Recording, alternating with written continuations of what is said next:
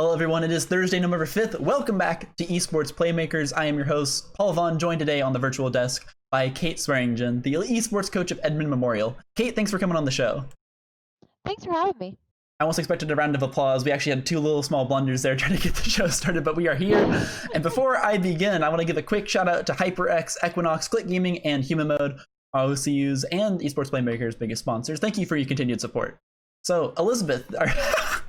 Kate, I've done it again. It's just stuck in my head at this point. I just want to ask you a couple questions about kind of how you came to be, how Edmond Memorial Esports came to be. So I guess generically, first to start out here, what is your background? So I teach pre-AP Chem at Memorial High School. That's my real job, so to speak. But a while ago, a long time ago, I mean, I've been playing video games since I was a kid. I used to watch my brother play them, and it was something that we would kind of do together.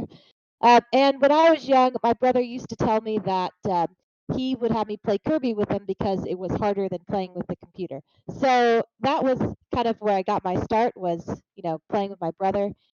And then I didn't play PvP games a lot when I was growing up, but then a friend of mine kind of got me into Heroes of the Storm, which is Blizzard's version of the MOBA, right? Mm-hmm. And so then I kind of played on a little amateur team, kind of like an amateur bowling league type thing, and I played for them. I was their support player, and that was until Blizzard kind of dropped HOTS there a few years back.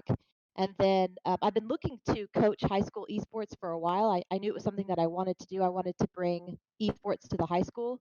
And I didn't know that there was going to be I didn't know that other high schools were doing it at the same time.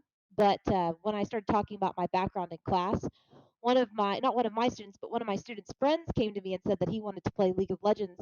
And I said, well, I've always wanted to coach it. So we kind of started the club.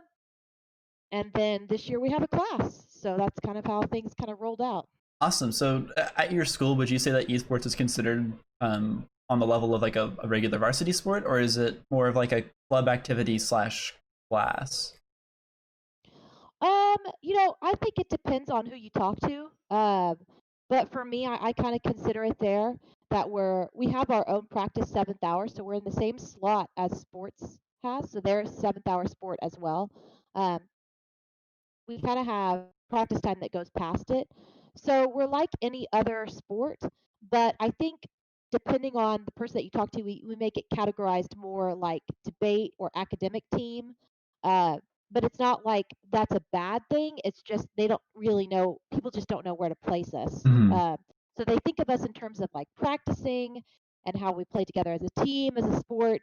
But when they kind of try to think logistically about how the class will run or whatever, they think about debate or academic team. So I just think it depends on the context that you're talking about. I gotcha. My next question is I think you kind of partially touched on this, but esports got started at your school because a student came to you asking to play League of Legends to represent the school. Yeah, so I talked in class about how I wanted to start a team. Mm-hmm. And then kind of through the grapevine, this kid heard about it, and he came to me and said, and he was kind of the impetus of, he had to start the club. There has to be like a kid that puts it out there and makes the club. And so he had to get all the signatures from all of his friends. Even though we were only going to have 5 or 6 people on the team, he had to get like 40 signatures. So we had to go around getting a bunch of signatures for a club that people weren't going to necessarily be in. And then when we kind of started having practices and things, I also kind of opened it up to the rest of the school eventually after I got a handle on what it was going to be. And then we kind of had people kind of coming in so that they would be aware that next year it was going to be a class. But yeah, that's how it got started. A kid and I got together and we made it happen. And then we were able to get a season in before COVID hit. So that was kind of nice. Yeah. When that season originally happened, were you guys actually traveling to other schools, or was it more just focused on playing in your lab against other high schools? Well, we were actually playing in your lab versus other high schools. So very we went cool. down to OCU, and that's where we played last year, was at OCU. And that's also where we would practice on Sundays. Saturdays we would have digital practice, and then Sundays we would play at OCU. It's very cool. So now you said you currently coach League of Legends, it sounds like. Actually, we have League of Legends, Rocket League, and Super Smash Brothers now. Very cool. So you definitely learned the usual struggle of the esports coach, which is having to learn multiple games and trying to figure out how to coach each of them. Did you have a certain way you went about doing that? So League of Legends was my primary that I was most interested in truly coaching, right? So I have spent a lot of time over the last summer getting together with a coach. The coach, he used to be the coach of Origin. He also coached Galacticos. He's a European pro coach, Mhm. and he coached me through just a ton of stuff, and really helped me get a handle on the game as a whole. I mean, I had some MOBA skills from HOTS, but less transferred than I was hoping for. Mhm. And so it was really nice to get help from someone that is a true coach, and he still coaches me on occasion. He kind of had other things he gets started on, like he runs the coaching for Skill Capped now, Mhm. so he's a pretty busy guy. But and I think once the regular season starts up, I may get a few more sessions in with him if possible. But that's how I got through League of Legends. Now for Rocket League and for Smash, I'm getting a little bit of help right now from a local coach that's kind of willing to help, which is great because Smash is the one that's probably the most foreign to me. Mhm. And for Rocket League, the thing that I'm helping them the most out with right now is communication and kind of mental game. So that's something that I can help out with even if I don't know as much about the game as I want. I can still watch and tell when they don't maybe rotate as quickly or do what they're supposed to do. Uh, Geometry wise, when they hit the ball or whatever. But Mhm. that game is probably the one that has the least help from outsiders. That I can that But for that one, yeah, I focus on just communication because I haven't had time since League is so intense as far Yes. as understanding the meta. I haven't had any time to really be able to understand Rocket League to that same level. So. Do you find that the League of Legends is a game that patches, or for people who don't know, patches, basically balance changes affect the game every 2 weeks. Do you find that it makes the challenge of coaching League of Legends harder than it might be to coach another game? Oh, definitely, 100%. The game's meta changes really frequently, and we have to look at damages for different champions and how it's going to affect our comps. And our players are sometimes pretty new, so they Mm. may not have a bunch of champions that they can just rotate in and out based on the patch notes of the. So it's going to be really difficult. They may have to pick up a whole new champion based on the patch notes. So that can be really tough because normally what you'd want to do in League if you were just solo queuing would be just to kind of pick a champion and run with that champion until you got good enough to be able to pick up a pool of champs, right? Mm. We don't have that luxury as a team. So sometimes there's just a lot of factors in play for that. So yeah, I think it's pretty tough. But luckily, this coach that I work with, he also streams. And so usually he'll do a stream on the patch. And so I can get a pretty good handle on what someone who works with pro players thinks, which is really nice. I think that's a really interesting take. So I know that a lot of League of Legends, even colleges, will kind of let their players take the wheel on it. But it sounds like you're driving players to kind of be more fixated on like the meta compositions and meta picks. Do you ever open up the floor to your players' kind of funkier pocket picks? Oh, definitely. I actually usually ask the kids to focus on 2 or 3 champions at a time. And it's not necessarily, they don't necessarily have to be meta, but if we find that one of their picks just isn't going to work with the current patch, then that's when we talk about what a good champion might be to pick up. And what I ask them to do is practice it in ranked, and then what they want to do past their 2 games a day on this champion or whatever, they can do whatever they want. Like they could practice some random champion that they love the most. Mm. But sometimes off meta champions are the best because people don't know how to deal with them. I have a kid who loves Skarner, and Skarner hasn't seen a lot of play lately, so we let him play Skarner. Sometimes it works just because of the difference factor, like just people just don't know what to do. So it Mhm. just depends on the situation. I think you'll also find that the student knows exactly what to do on that champion because they've had enough times just to uniquely practice it. It's one of the things that's really interesting in high school, and I mean kind of the college and amateur level, is that players will just have these really funky pocket picks like that Skarner and just be able to run away by themselves on a single game. I guess kind of jumping into the next category here. Have you noticed any kind of effect that esports has had on your school or students? Oh, definitely. I think that they're able to communicate much more effectively on all levels. Like not just in game, but kids that maybe even have trouble communicating outside of the game are able to more easily do that or work together. Hmm. I have kids that their teachers know that sometimes they're not as able to work in groups, but once they have to work in groups in esports, like they have to be a team. So it's definitely that the team building is intense, just like any traditional sport would be. Hmm. Just the team building is so great, and the teachers have noticed it, and they love it. They love to talk to the kids about esports. They know the kids are really interested in it.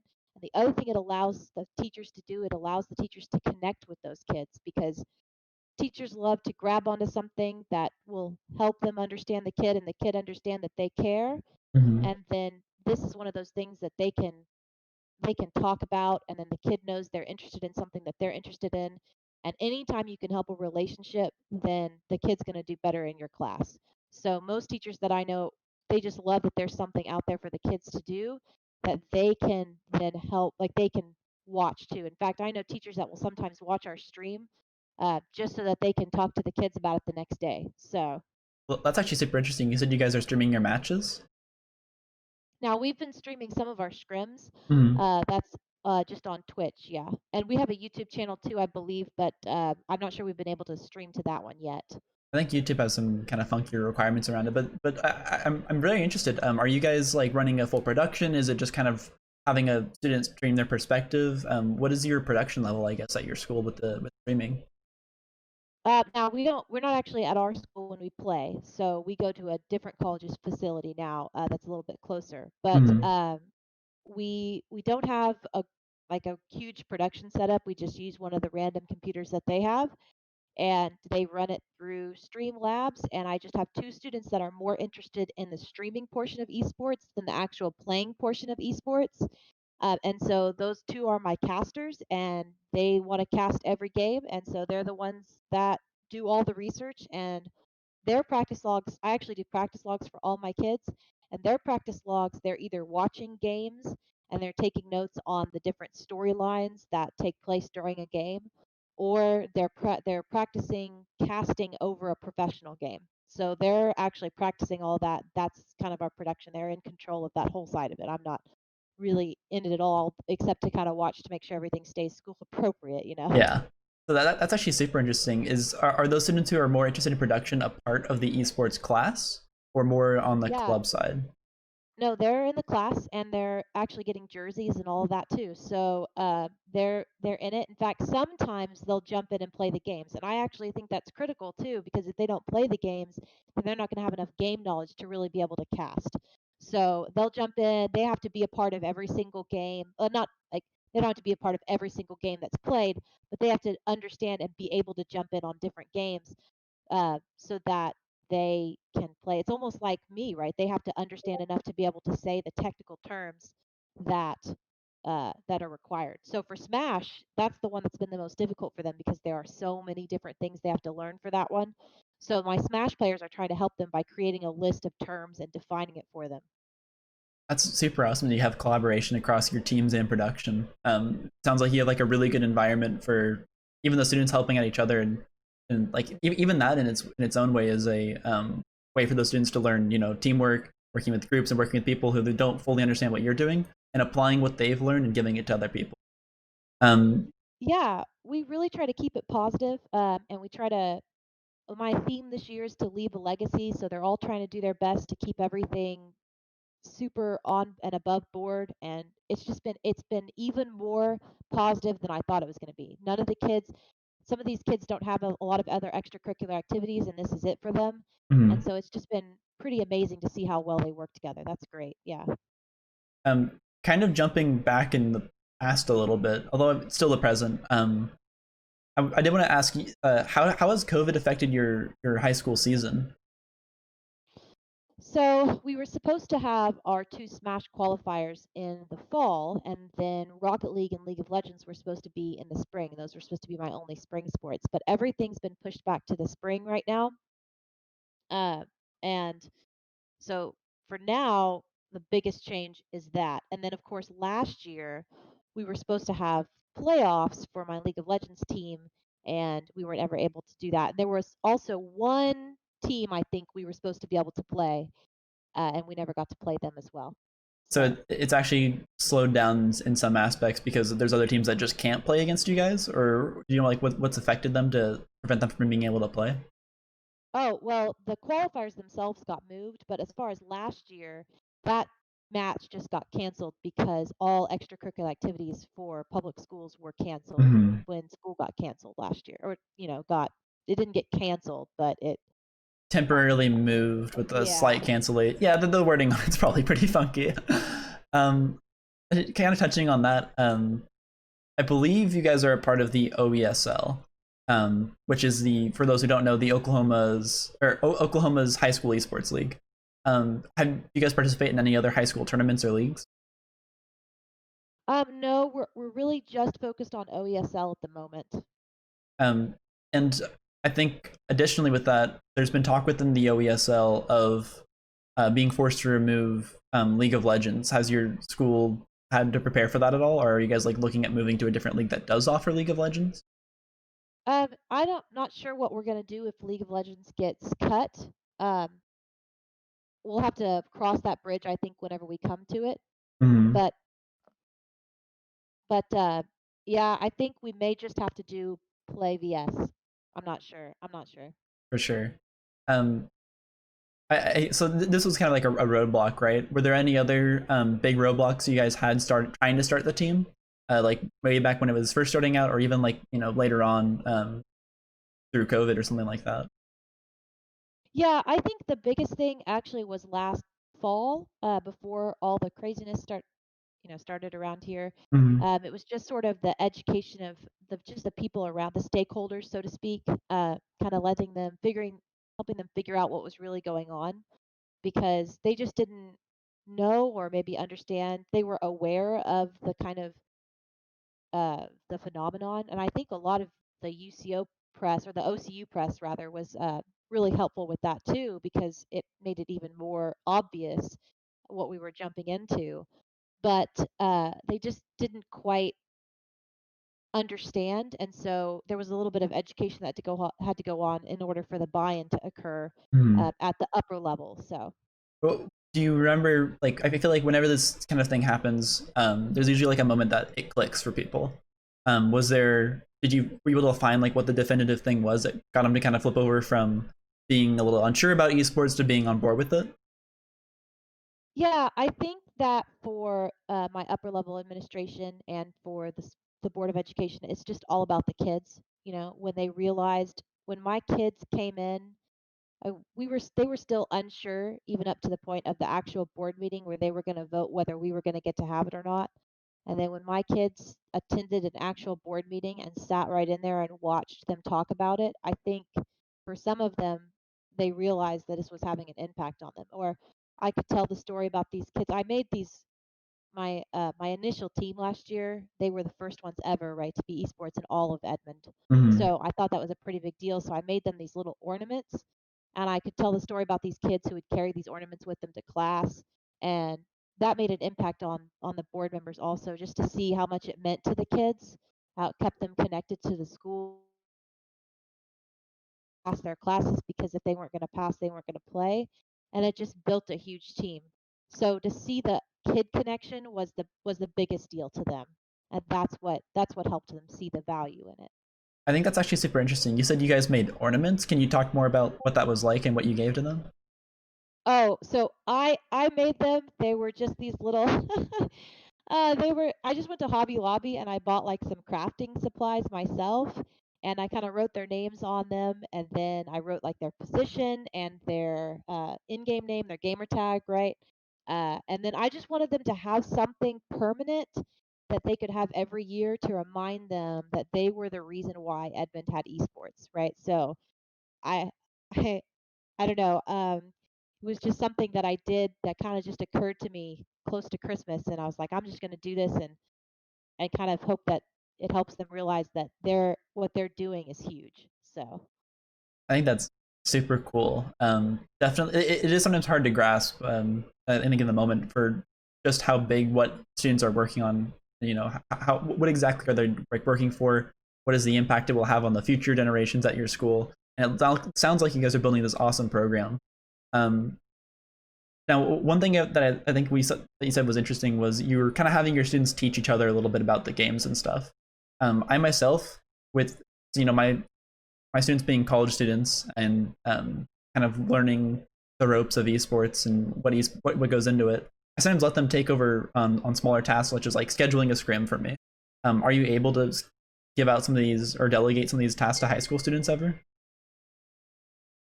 The biggest task that I've delegated so far was management of the Discord. I couldn't be available on the Discord for some portions of fall break, so Hmm. I definitely delegated that to students. But I can't delegate the scrim management just because the OESL Discord doesn't allow students on it. So I have to be the one to help coordinate all the scrims. Hmm. But I think that will come with time for me. Concept to others and myself that I can kind of let some things go, and then once I get some captains that will take over some of those responsibilities, then I think we can go from there. But management of the Discord has been something that I've been able to help with, and some of the parents too have helped out as well. They've created, or they're about to create, a booster club for me, which other traditional sports have as well, Hmm. and they're looking to help me raise money, so they're going to help me with fundraising, which is so nice. I think that's one thing that's really interesting is at least at the collegiate level, I don't usually see a lot of direct parent involvement. But since high school parents are typically much more involved with their kids' lives, have they helped out with anything else? That's like a super interesting and I think maybe unique thing to high school esports. Yeah, I think it's definitely something that high school has that others won't have, is the parental involvement aspect. And for sure, I've had a lot of help. I've had just flat out donations. I've had parents donate just a ton of money, which it seems like a ton of money to me. Uh, just any amount is Hmm. nice. And sometimes, like when we do jerseys, I just ordered my jerseys last week, and with that, every kid had to pay a lot of money, and not all of my kids have that. And so some parents just stepped up and said, I'm going to sponsor a jersey for another kid. And I don't think I would be able to do this without them. The parents have been the biggest support because they see it. They see the value for their own kids. They see that their kids have friends. They see that their kids are trying. They see when their kids come home, they're working really hard. It's funny because I teach pre-AP chemistry, right? Hmm. And we do parent teacher conferences, and almost all of my parent teacher conferences year were for pre-AP Chem, because I have a lot of kids that their parents want to know how their kids doing in class. But then I had a few esports ones as well, and those were all just so incredible to listen to the parents talk. They either wanted to just tell me how they were so glad that I had started it because their kid was they were really trying, they were really practicing, and they thought it was really cool that their kid was working on a team for video games, which is something they were actually interested in, or they were just really curious about how they could help, or they were just trying to get a handle on what it was. So I had all three, right? Some parents who wanted to call and wonder how they could get in on the game of helping, Hmm. and then parents that were calling saying just thank you. We think this is great for our kids, and then parents that were just super super curious. So I just I love my parents. They're such a huge resource for me. Uh, the ones that step up and help out, and some of them too are trying to help out with the computer aspect. They're trying to help me put together some good computer rigs that are cheap. I think one of them even runs like an IT store or something, is going to try to get me as much of a deal as possible. But yeah, it's just been really, really, I'm really, really grateful. It sounds like you've had a phenomenal amount of support from just the student parent community, which is super cool to hear. Um, and it sounds like that comes from your success as a program as well, where it's um, your students are doing everything that esports has been preaching it can do for students for years. It's actually happening at your school. Parents are seeing it, um, teachers are seeing it, and it's just creating this awesome community for you guys. Um, is there anything you could say to schools that are kind of still on the fence about getting an esports program started at their school that you think would be a tipping point for them that they may have not heard before? I would say that for me, the biggest reason that I did this, and that they would want to do this would be to look at what the kids get out of it, right? So my kids, some of them don't have anything else. This is their extracurricular activity. And we all know in the education world that extracurriculars are the reason why these kids come to school. For some of these kids, it's the reason why they do anything at all. What motivates them to try. And this can open up opportunities for them that they didn't even know existed. It can make them think about a future when they didn't necessarily think they had one. I have kids that weren't thinking about going to college for anything and are now thinking about going to college for esports. I have kids that were failing and now they're working on their classes. They're not making A's, but they're doing the best they can because they know they need to pass for the team. And even if they're not on my varsity squad, they know that people are watching them and they know that for esports to be proven as a success or for the school district to maybe even see it as valuable, that it needs to show an impact on them. And so they're making sure that that shows up. So just seeing the kids do something for something like that, just connect to the school and the culture. That's what we all want. We all want these kids to succeed, and we want them to have a reason to succeed. And this does that, and it also gives me a chance to connect to the kids. They know that I understand their world at least a little bit better than most people do, and so they know they can talk to me. And just one other person that can talk to these kids, especially during COVID or during any time. High schoolers are really prone to mental health. They can be prone to mental health issues, and so just any type of person that can connect and help them. That's just what I want. I want every kid that wants to be on my team to be on my team Mm. because I want every kid to have that space where they belong and just have a way to connect to the school. That's just what I want the most. And I think that's the basic thing that the schools will get out of it. I think one thing that I think that's phenomenal. It's just awesome what you guys are doing as a school. I feel like you guys are probably an inspiration to a lot of other high schools in the area, as to what their program can be for their kids.